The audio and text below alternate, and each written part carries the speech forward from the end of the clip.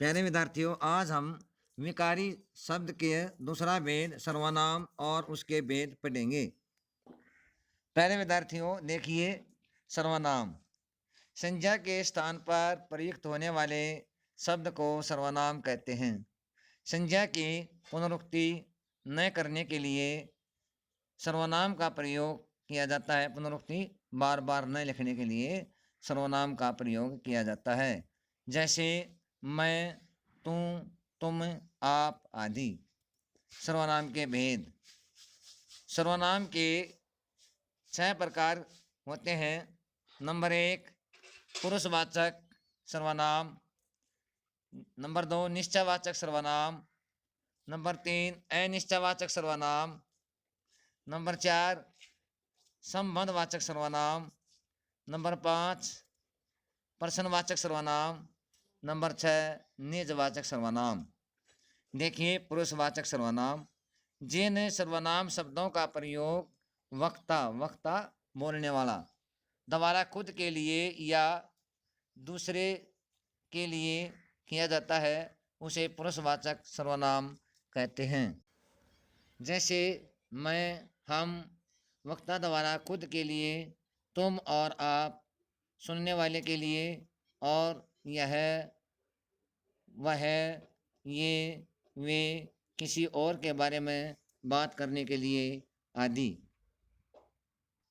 पुरुषवाचक सर्वनाम के भेद। इसके 3 भेद हैं। नंबर 1, उत्तम पुरुष। जिन शब्दों का प्रयोग बोलने वाला खुद के लिए करता है, उसके अंतर्गत मैं, मेरा, मेरे, मेरी आदि शब्द आते हैं। जैसे मैं फुटबॉल खेलता हूँ, हम दो, हमारे दो। नंबर 2, मध्यम पुरुष। जिन शब्दों का प्रयोग सुनने वाले के लिए किया जाता है, इसके अंतर्गत तू, तुझे, तुझको आदि आते हैं। जैसे तुम बहुत अच्छे हो। नंबर 3, अन्य पुरुष।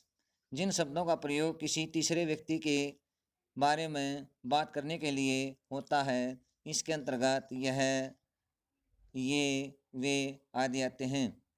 इनमें व्यक्तिवाचक संज्ञा के उदाहरण भी शामिल हैं। नंबर 2, निजवाचक सर्वनाम। जिन शब्दों का प्रयोग वक्ता किसी चीज़ को अपने साथ दर्शाने यानी कि दिखाने या अपनी बताने के लिए करता है, वे निजवाचक सर्वनाम कहलाते हैं। निजवाचक सर्वनाम के उदाहरण जैसे मैं अपने कपड़े स्वयं धो लूँगा आदि।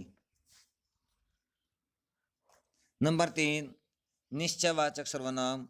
जिन सर्वनाम शब्दों से किसी वस्तु, व्यक्ति या स्थान की निश्चितता का बोध हो, वे शब्द निश्चयवाचक सर्वनाम कहलाते हैं।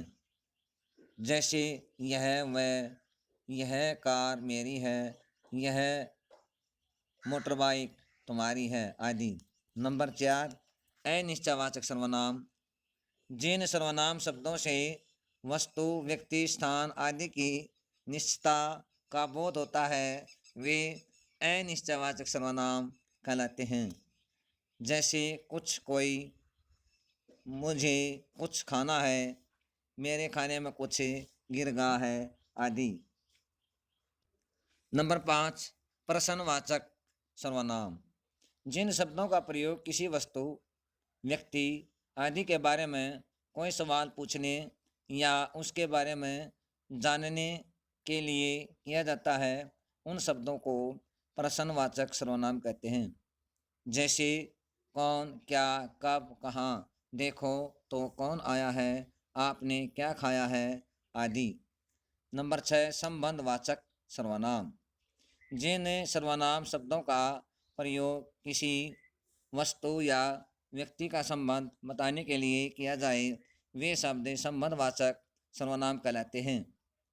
जैसे सो, जो, जैसा वैसा, जैसी करनी वैसी भरनी, जो सोएगा वो खोएगा, जो जागेगा सो पावेगा आदि। प्यारे विद्यार्थियों, जो पढ़ाया गया है इसको ध्यानपूर्वक पढ़कर लिखना है और याद करना है।